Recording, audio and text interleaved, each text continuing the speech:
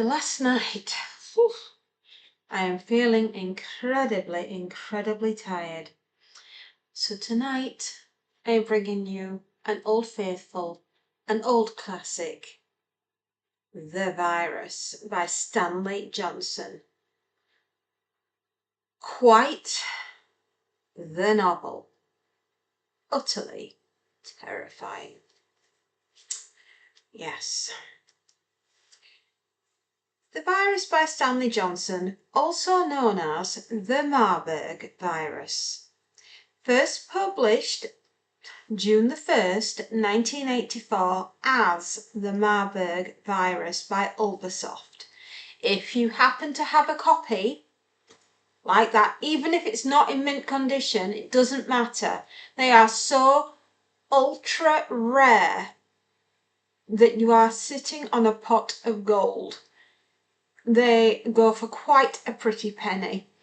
The last one I saw, which was in very poor condition, they wanted £1,500 for it, which, given the nature of the work, and do excuse me, talking about viruses and coughs and colds. Oh, nice start off with one. It's just a little bit of tiredness, my darlings. Excuse me. From the nature of the novel and the story as it evolves, 1,500 is a small amount of money to pay for an original Marburg virus. Truly stunning, brilliant artwork, gloriously gorgeous. If you come across one and it's going for half of that and it's in whatever condition, snap it up because they are so rare. I have this one, which I purchased, well, my husband purchased for me back in 2020, and this is the revised first edition from 2020 by Black Spring Press. Copyright Stanley Johnson. So I suppose in many years to come, this too will fetch a pretty penny, dependent on how many of them survive. And then the reason why the original Marburg virus is so rare is that there are not many copies around, and which always bumps the price up. That said, let's get into a rollickingly good story, utterly terrifying. You'll be sleeping with the lights on for months. I promise you that. The Virus is the most convoluted plot and insidious as hell. We start with a young girl who is a student, she's 19 years old, who has been spending the summer in Europe.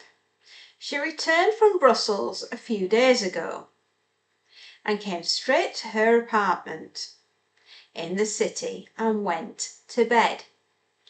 One morning, 6 days later, she had a pain in her throat and could barely swallow. She consulted her doctor, who examined her and found several blisters on her neck and yellowish ulcers in the back of her throat and inside each cheek. So she's been ravaged by something, isn't she? She had a fever and seemed unusually nervous. During the next 3 days, her temperature soared. She began bleeding under the skin. There was swelling in her neck. She appeared unusually weak and drowsy. Her speech grew slurred. Her mouth was dry. She had great difficulty in swallowing, and her face alternately flushed and turned pale.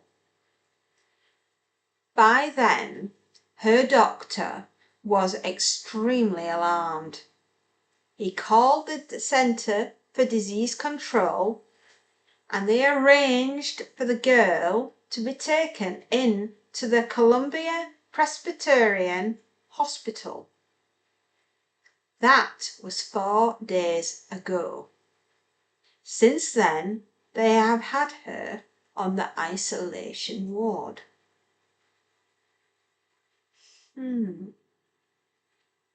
Dr Lowell Kaplan, head of epidemiology at the National Center for Disease Control in Atlanta, Georgia. This poor man, 2 teenage children, and he's getting a divorce too. He is plunged to the depths of hell in his quest to find out what this poor girl has and can he stop it? Can he stop it in time before the world gets infected? What does she have? How did she get it? Can it be stopped? What if there is no cure?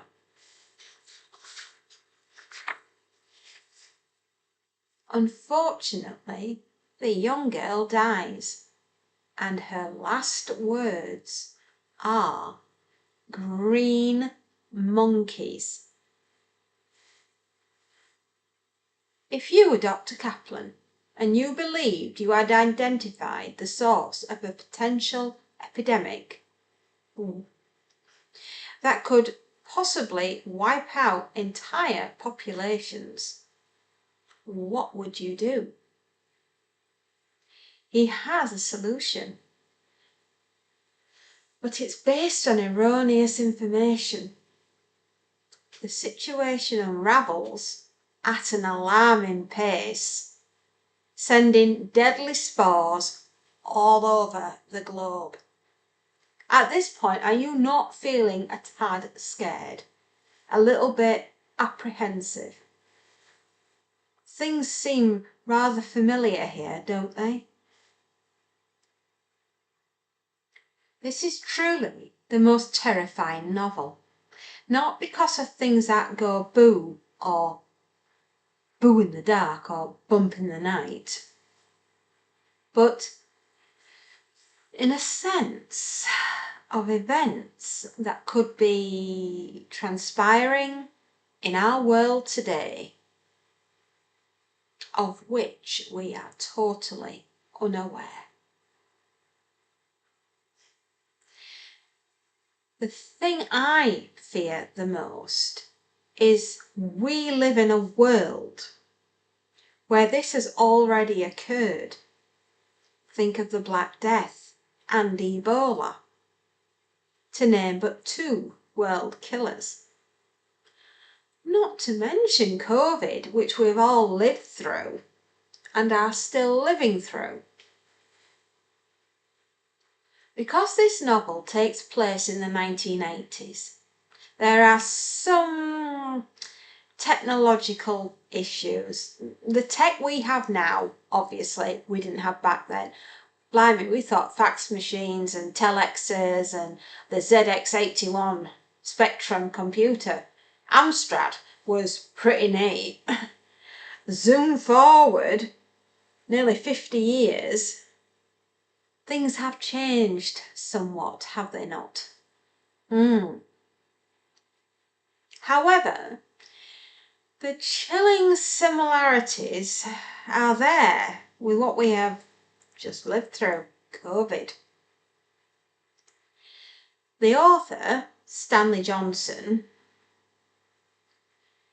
expertise in politics and environmental issues make him uniquely qualified to deal with certain aspects of the storyline. And with so many plot twists, the reader will be convinced there can be no good way that this novel will end on a happy note. Indeed, it is very depressing and distressing too.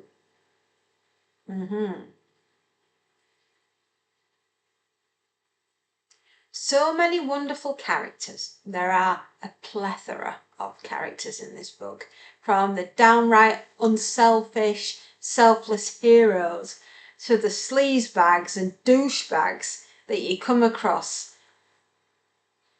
Conniving, evil, nasty people that we meet in everyday life. Sadly. What's the saying? I don't suffer fools gladly, but I do suffer them. They're like piles. You can't ever get rid of them. Lord knows we've tried. You sometimes forget that this novel is a work of fiction, right? Yeah. It tries not to be factual. But again, with what we have just lived through, who knows? It's fast-paced. It's an edge-of-your-seat thrill ride. Oh yeah. From start to finish.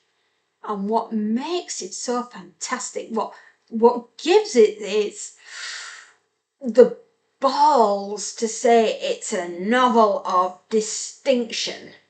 Absolutely. What makes it that way is it's so believable within the realm of possibility. The Virus is one of those novels that truly brings home just how vulnerable, yeah, we are incredibly vulnerable, and what a thin line there is between good and evil in our world. Absolutely 10 out of 10. I would hasten to say this is in my top 100 books that you must read before you die. Of the Virus. Don't think that this can't happen. What on earth would you do? How would you prepare your family and yourself if this truly happened? If Marburg ever got loose and it's the sister, the insidious sister to Ebola, what would you do to ensure that your family survived and that you survived as well? Bearing in mind that it has an incredible kill count, it does not spare, it is fast, it's a fast burning disease, right? That much we do know. And it's deadly.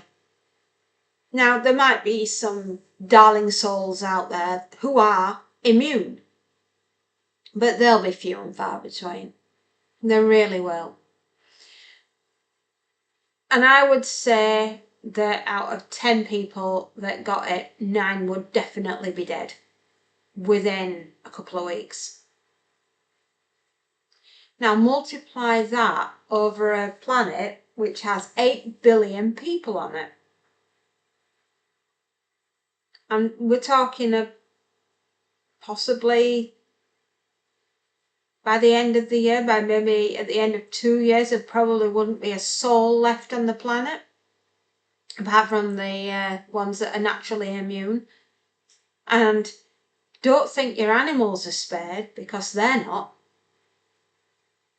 This thing is lethal. It eats souls for breakfast, lunch, dinner, and supper. There isn't a thing on the planet that it doesn't wipe out. Horrific, horrific. There have been many films done of this, Outbreak with Dustin Hoffman. Zac Efron, I think, was in Carriers. Was it Zac Efron? I don't know. You'll have to correct me on that. I might not have the right actor. Let me just Google. Oh, Google, what would we do without Google Oogle? I probably got the wrong actor.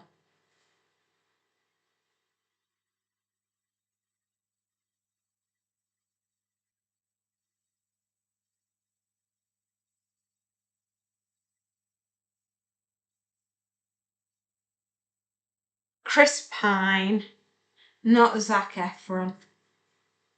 Sorry, Chris Pine. Yeah, I was thinking Captain Kirk because he played him. I do know that. We got the Carriers. If you go back to the 1970s, we have a brilliant BBC drama, which is on my playlist in all its glory, all the series. It has its own section, Survivors. Every episode there ever was that the BBC did is on there, my darlings. And that was called Survivors, and that came out in 1975. So we have had quite a lot of television, of novels, movies. Another good one, Station 11, by oh God, brain's gone tonight, I tell you.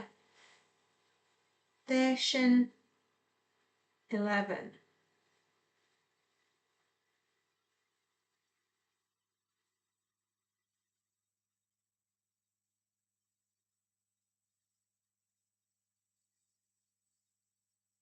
Emily St. John Mandel. Honestly, how could I forget that? Because I've even covered that book. Yeah, and honestly, Station 11, the outcome from that, again, a deadly virus sweeps across the world, and only a handful of survivors are left. Obviously, those that were naturally immune, and it's just utterly stunning how we can go from the world that we know now to suddenly not existing at all in a matter of months, weeks, days even. You know? How on earth do you protect yourself from a virus that you can't see it, you can't smell it, and you can't hear it, and yet it's there? And it's killing at a force of knots.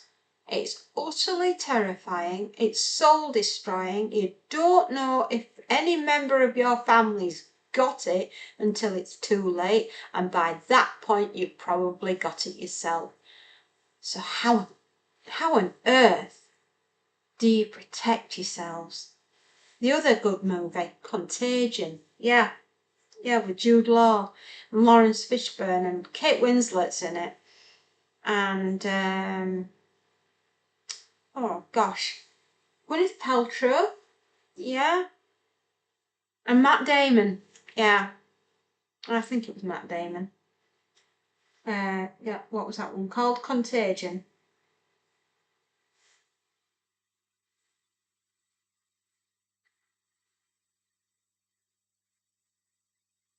Yeah, Matt Damon, I was right. Marion Cotillard, yep, she was in. And Elliot Gould. Oh, who doesn't like a little bit of Elliot Gould? Excellent actor. If I want them to make a movie out of this, it would be beyond epic. But we need to set it in today's timeline and not the 1980s in which it was written. It would just be fantastic. And I would go see it. Yeah. The other thing I take from this novel is how it's written as a survival manual on how to deal with the virus, because there's an awful lot of brilliant information in here on quarantining yourself and your family and the supplies that you're going to need in. Because just think about all the things that you'd ever need.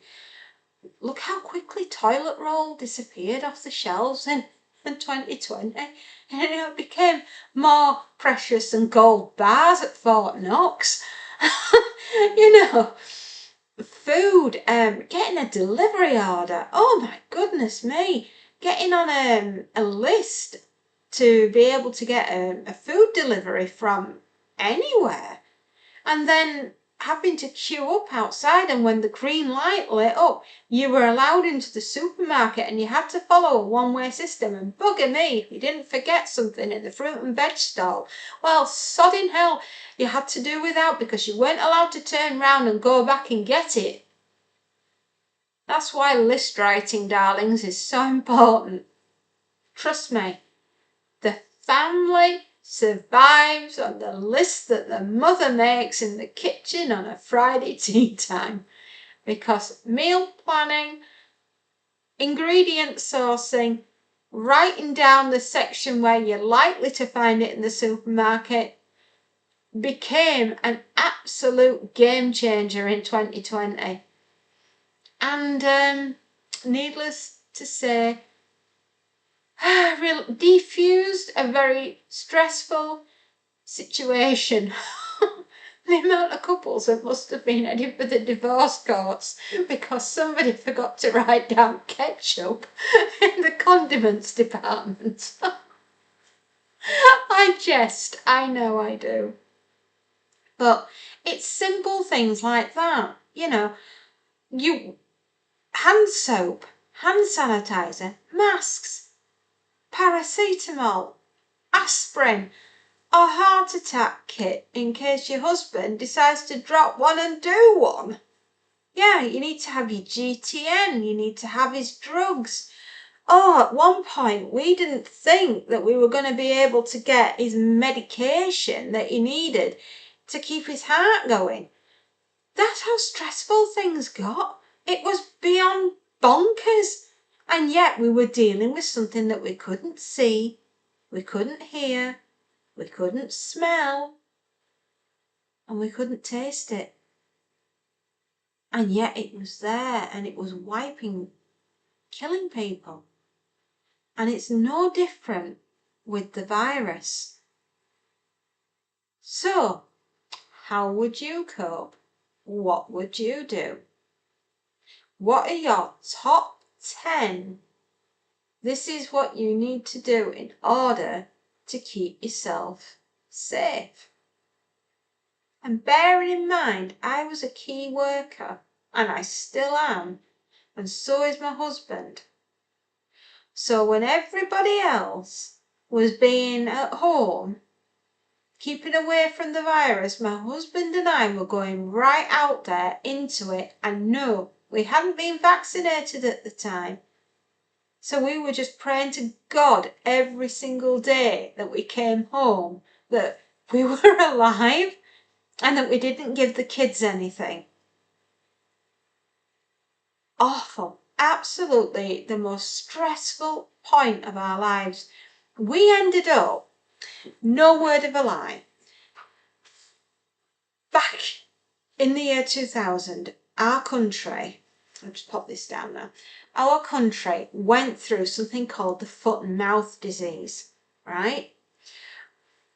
Where all the animals that caught it unfortunately had to be put down. They were burning piles of cows and sheep and pigs in fields all across the United Kingdom. It was just horrific, absolutely horrific. But one of the things that I remembered, and my husband remembered from that time, was the dip tray, where you had antiseptic in a tray and you stood in it to wash your shoes before you came in the house, or you went into a field, just so you could stop the spread of the foot and mouth. Well, we did something very, very similar, and we had a bottle of antiseptic, in liquid form. And what we left it outside the house, and one inside the front door, and one at the back of the house, outside and inside. And we would just liberally spray ourselves with antiseptic, dip our shoes in a tray with antiseptic in there, and then come into the house, take our shoes off, put them in a plastic bag, and put them in the garage, and left them there. And every time we got and we just sprayed ourselves, you know, with Dettol or whatever else it was that we had, and we had hand gel and everything else. And then we'd go into the utility room, which is downstairs, and we'd take all our clothes off and shove them in the washing machine on a hot wash. And then we'd quickly, we had to shut the front door by this point, so nobody saw us in the bath. Just so you know. The mere thought of the fairies running around, Nicky Noo, with all the world to see. No, we did make sure the front door was shut. And we just ran upstairs and we said, don't come out the front room, kids, or don't come out of your bedrooms. Obviously, don't see your parents naked. Oh, I thought. And we threw ourselves into the shower, and we used Dettol soap and generally scrubbed ourselves from top to bottom. And then we dried and we got changed into other clothes. And then the towels that we'd use, we took those downstairs and shoved them in a boil wash. It was, it was like that every time we left the house and every time we came back. How my husband managed to find masks and gloves, he's a darling, he is. And he found all that, and it's what you had to do. So, and that's never really left me. I still have hand sanitizer and laundry soap and a Dettol soap in the utility room, and I religiously wash my hands with it. Coal tar soap, I use that as well. Smells beautiful, by the way, but it's something else that we use. And we use like a sanitizer in the washing machine. It's all little things like that don't go away. Antibac wipes, bleach, Milton, the stuff that you sterilise babies' bottles with. We've used that, and it's all worked well. And then I'm really grateful that we were all immunised, because I actually caught COVID, and it floored me for about 4 months. And I was so poorly. But can you imagine how much poorlier I would have been had I not been vaccinated? I would have been so ill. And the kids, well, unfortunately, baby Fairy, while she was doing her A-levels, got it at the school in the sixth form. And my other eldest Fairy, who I was in hospital with last night, she also caught it, but she's taken nursing as her profession, and she was at university, and she just so happens that she picked it up, and it's so sad. But the only person in the house that's never ever had COVID, ever, period, is my husband. He's been vaccinated 6 times. He's got a heart condition, and he's never had it. He's never touched it. I don't know, how did he not get the lurgy? We will never know. Maybe he's one of those people that this, Porton Down need to pay him a visit. Can we have some of your blood, sir? We'd quite like to study it. Centre of Disease Control in Atlanta, Georgia, they're going to be knocking on the door saying, I hear you have somebody who is pure-blooded and has not had the COVID. So, think about all those things that we did to keep the house safe, and we still haven't got it apart from him. My darling, I don't know how you did it, but keep it up. Don't ever get it. It's not nice. But that was just COVID. Now imagine if we all got the Marburg virus. Flipping heck. It don't bear thinking about. Yet, that's what this book covers, and it covers it so well. If you've never read this book, I suggest you do. It's such an eye-opener. It's absolutely terrifying. And it's quite a chunky read. So, there's the ISBN number. I know you might have to really zoom in on this, but do get yourselves a copy, because it is truly, utterly terrifying. 100% top 100 books you should read. 10 out of 10. Absolutely loved it. Can't recommend it enough. And if that hasn't given you nightmares, tomorrow night's book will.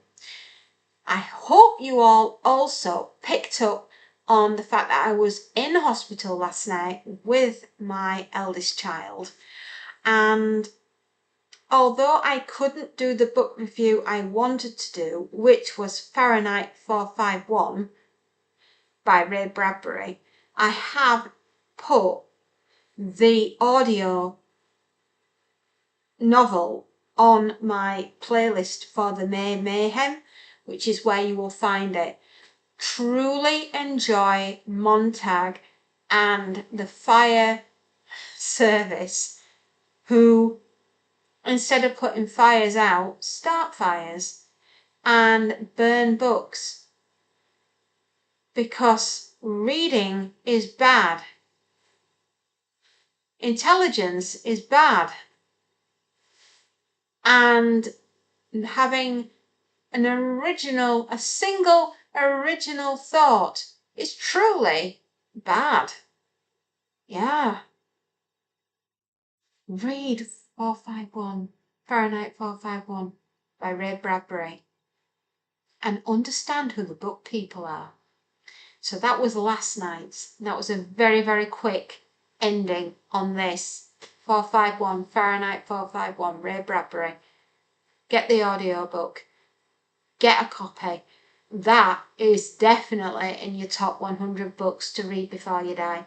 And I will, when I have time, last night's book that should have been up, which was that one, I will do a proper review for you. And on that note, my darlings, I'm incredibly tired and I'm going to go to bed, because it was incredibly late last night when I got in. And my poor, poor darling daughter, still not feeling right. We will get to the bottom of this. I have never been beaten. Many have tried, but none will succeed. Good night. Good evening. Take care. I'll see you tomorrow night with another cracking novel. The last one for May Mayhem. Don't have nightmares. And I'll see you later.